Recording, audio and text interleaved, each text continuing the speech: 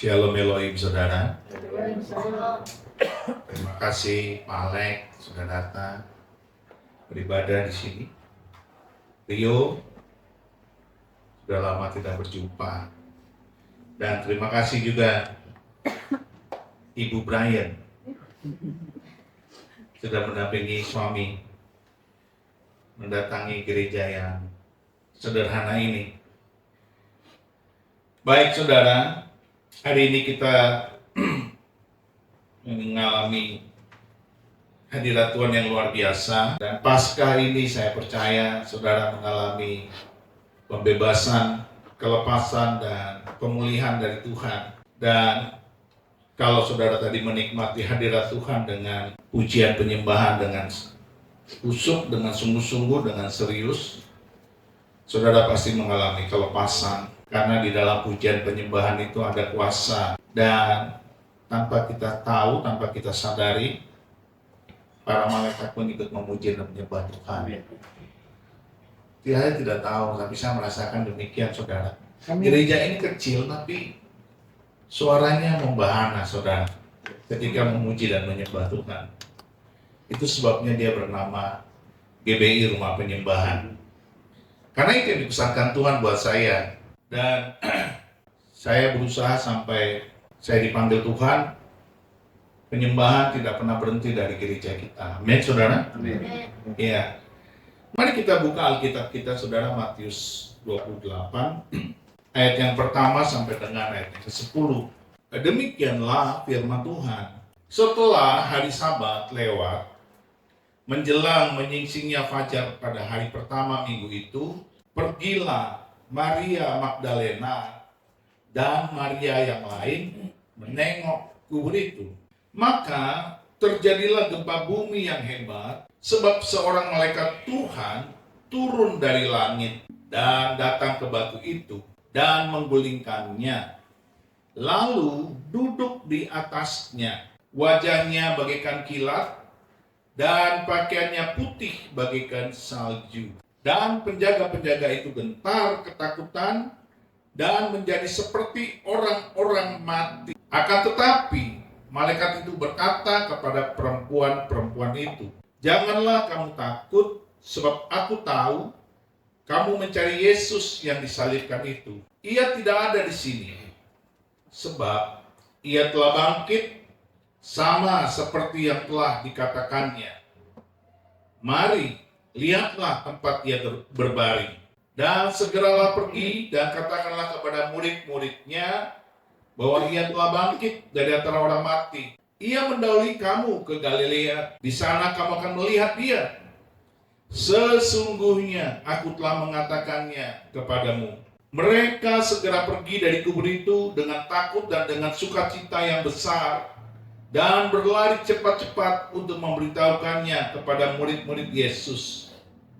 Tiba-tiba Yesus berjumpa dengan mereka dan berkata, "Salam bagimu." Mereka mendekatinya dan memeluk kakinya serta menyembahnya. Maka kata Yesus kepada mereka, "Jangan takut, pergi dan katakanlah kepada saudara-saudaraku supaya mereka pergi ke Galilea, dan di sanalah mereka akan melihat aku." Puji Tuhan, amin. Nah saudara, ini luar biasa berita ini. Ya, saudara kalau membacanya dengan kesadaran penuh dalam urapan Roh Kudus, saudara akan takjub. Pertama, kenapa? Pada saat Yesus diberitakan lahir, siapa yang memberitahu bahwa Yesus lahir? Para malaikat. Pada saat Yesus bangkit dari mati, siapa yang memberitahu? Malaikat juga. Saudara lihat, dari awal para malaikat, di akhir para malaikat. Yang di akhir ini ada 2 malaikat, saudara. Ya, kalau kita baca kitab Injil, selain Matius ini ada Markus, Lukas, dan Yohanes.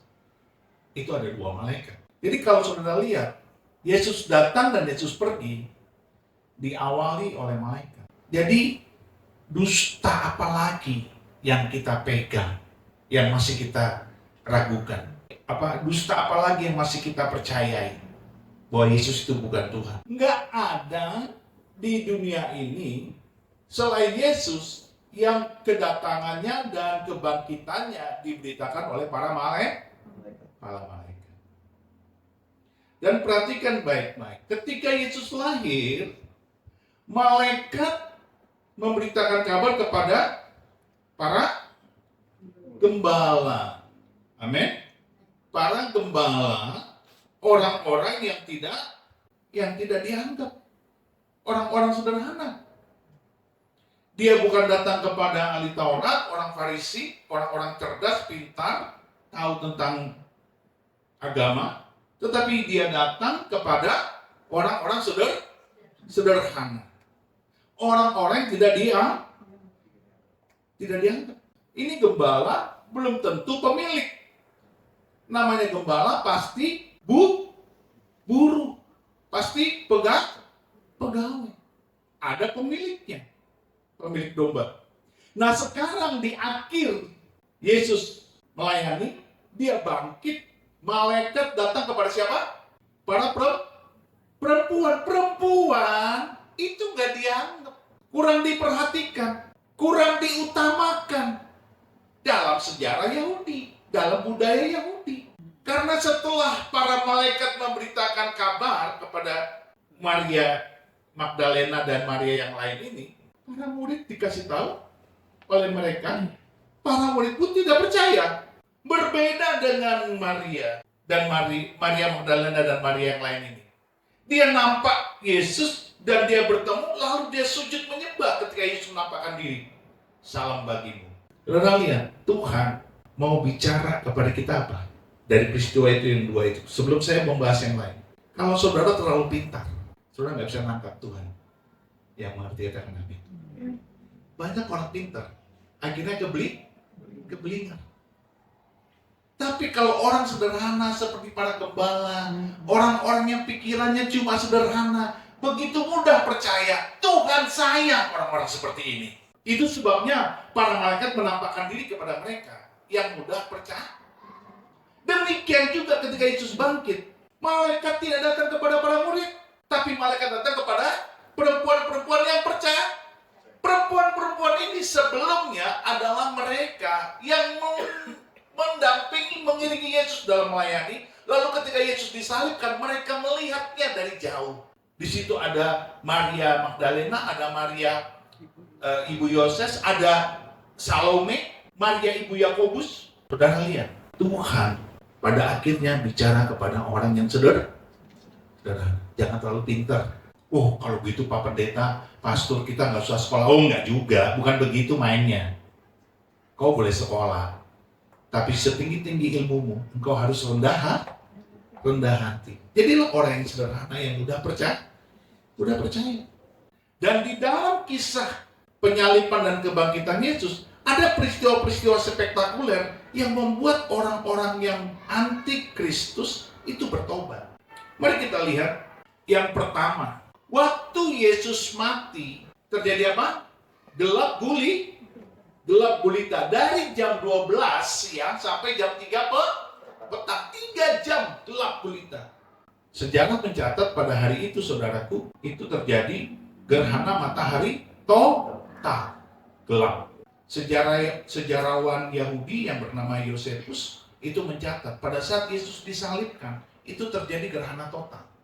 Gerhana matahari. Jadi 3 jam itu gelap gulita. Itu yang pertama. Yang kedua, ketika Yesus disalibkan terjadi apa? Gempa bumi. Gempa bumi yang kayak apa, Pak? Gempa bumi itu mengakibatkan kubur-kubur orang-orang benar, orang-orang percaya kedatangan Kristus itu terbelah dan mereka menjadi hidup lalu bangkit. Saudara bayangkan.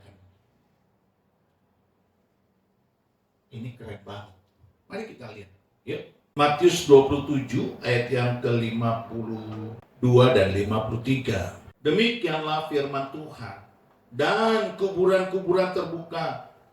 Dan banyak orang kudus yang telah meninggal bangkit. Dan sesudah kebangkitan Yesus, mereka pun keluar dari kubur.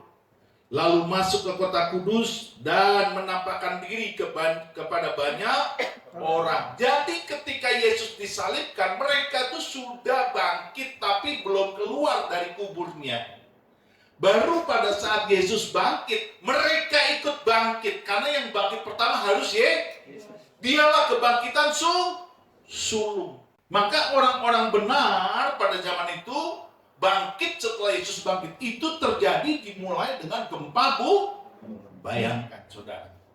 Jadi pertama gelap gulita, yang kedua gempa bumi, yang ketiga orang-orang mati, orang-orang benar yang mati dalam kebenaran bangkit. Yang ketiga apa?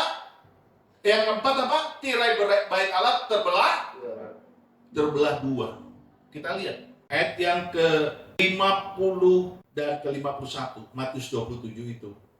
Yesus berseru pula dengan suara nyaring, lalu menyerahkannya nyawanya. Kalau Tuhan, karena dia Tuhan, dia berkuasa nggak menyerahkan nyawanya? Di Yohanes 10 dikatakan apa? Aku berkuasa menyerahkan nyawaku dan mengambilnya itu Tuhan. Kalau manusia berkuasa nggak menyerahkan nyawanya? Siapa kita, saudara? Serahkan nyawa, kalau ambil lagi nggak bisa. Tapi karena dia Tuhan, dia berkuasa untuk menyerahkan nyawanya dan mengambilnya kembali. Kita coba buka dulu ya, Yohanes 10 ya. Supaya saudara jangan terlalu bingung ya. Nanti kita kembali lagi ke Matius 27 ini. Yohanes 10 ayat 17 dan 18. Demikianlah firman Tuhan. Bapa mengasihi aku, oleh karena aku memberikan nyawaku untuk menerimanya kembali. Tidak seorang pun mengambilnya daripadaku, melainkan aku memberikannya menurut kehendakku sendiri. Aku berkuasa memberikannya dan berkuasa mengambilnya kembali. Inilah tugas yang kuterima dari Bapa. Jadi saudara lihat, Yesus adalah Tuhan. Itu sebabnya dia berkuasa atas nyawanya sendiri. Hanya Tuhan yang punya otoritas seperti itu. Hanya Tuhan. Ketika Tuhan Yesus berkata, inilah tugas yang kuterima dari Bapakku. Artinya dia memang diperintahkan oleh Tuhan untuk melakukan kehendak Allah. Kehendak Allah yang absolutely tidak bisa tidak dikerjakan, tidak bisa tidak dilakukan. Harus terjadi, harus tergenapi. Itu kehendak Allah. Dan Yesus taat sampai mati melakukan kehendak Bapaknya. Sayangnya saudara dan saya sering tidak taat melakukan kehendak Allah. Kehendak Allah bisa kita patahkan. Misalnya Tuhan bilang apa? Bersyukurlah. Kita tidak bisa bersyukur. Yang bisa mengeluh. Doa nangis sambil ngeluh. Tuhan, Engkau nggak sayang aku udah nggak punya apa-apa lagi. Tuhan bilang apa? Janganlah kau khawatir tentang apapun juga, tetapi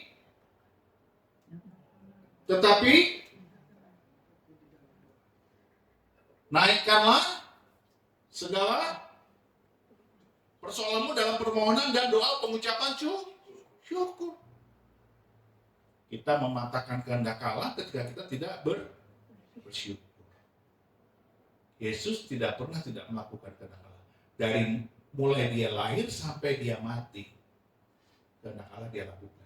Makanya dia bilang, itulah tugas yang diperintahkan Bapa harus aku lakukan di Yohanes 10 tadi.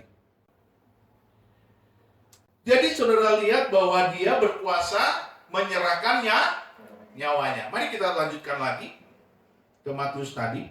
Ya, Matius 27 itu. Yesus berseru pula dengan suara nyaring, lalu menyerahkan nyawanya. Jadi clear ya. Kalimat menyerahkan nyawa itu berarti dia berkuasa. Berarti dia Tuhan. Dan lihatlah, tabir bait suci terbelah dua dari atas sampai ke bawah. Dan terjadilah gempa bumi, dan bukit-bukit batu terbelah. Jadi ada berapa peristiwa yang terjadi? Pertama, gelap gulita 3 jam. Lalu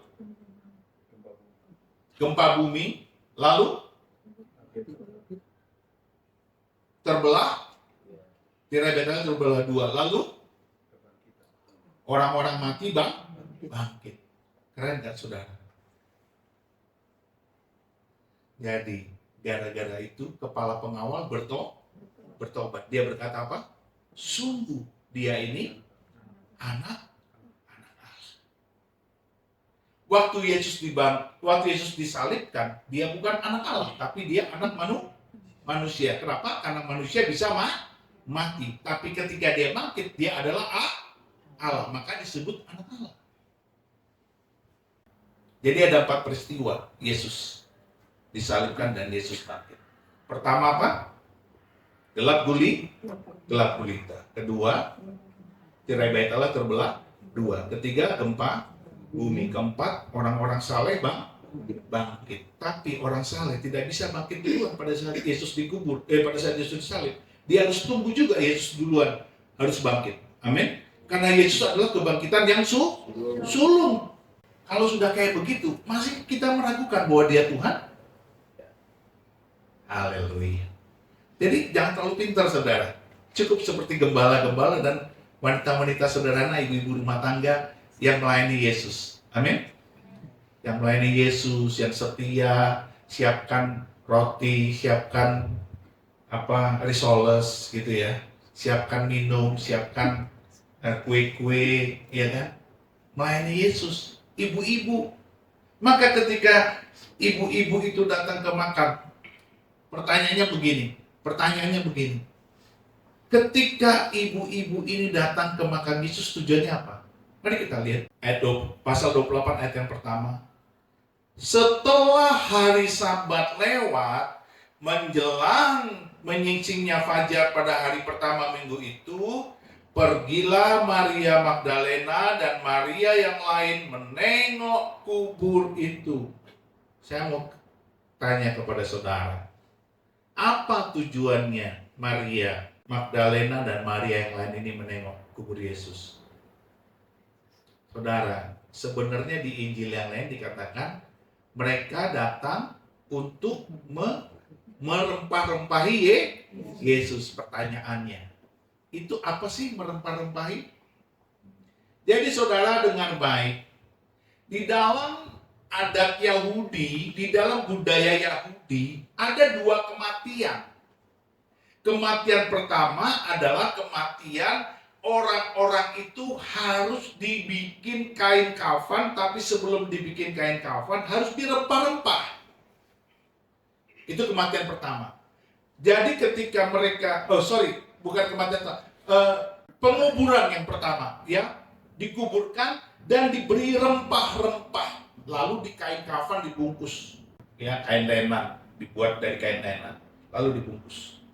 Nanti lama kelamaan itu ditaruh di makamnya di dalam bentuk gua, saudara, gua batu, ya. Nanti dimasukkan seperti Yesus dimasukkan, ya, ke gua batu, lalu ditunggu sampai berapa lama, tinggal tulang-tulangnya. Lalu dan yang kedua itu disebut osuari, ya, penguburan yang kedua, osuari atau osuarium. Jadi ketika mati yang kedua itu, lalu tulang-tulangnya itu dikumpulkan oleh seorang profesional menurut adat Yahudi. Dikumpulkan, lalu baru dimasukkan ke dalam peti. Ini ada 2 pemakaman. Nah, Yesus ini mau dirempah-rempahi pemakaman yang pertama oleh para wanita ini. Itu seperti katakanlah orang-orang sekarang kayak dibikin mumi begitu. Lama-lama nanti dia membusuk, lalu dia hancur, tinggal tulang-tulang. Itu pemakaman yang pertama. Nanti ada pemakaman yang kedua. Setelah tulang-tulang itu bersih, tinggal tulang-tulangnya, lalu dikumpulkan. Ada seorang ahli expert dalam bidang pemakaman yang kedua itu akan mengurus itu dan dimasukkan ke dalam peti.